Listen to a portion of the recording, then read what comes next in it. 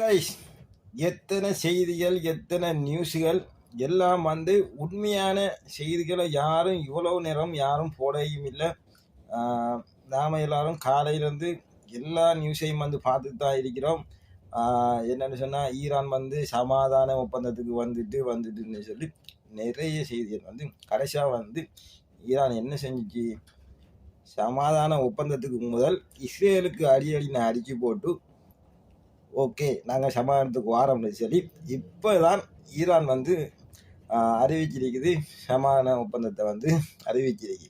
காலையில் இருந்து எல்லா நியூஸ்லேயும் ஈரான் சமாதானத்துக்கு வந்துட்டுன்னு சொல்லி இதையே பொய்யான நியூஸில் போட்டு சும்மா குழப்பிட்டீங்க. தற்பொழுது தான் ஈரான் அறிவிச்சிருக்காங்க சமாதான ஒப்பந்தத்துக்கு நாங்கள் வாரோம்னு சொல்லி.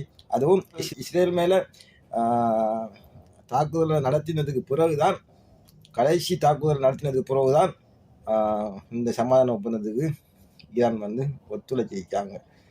ஓகே கைஸ், பாய்.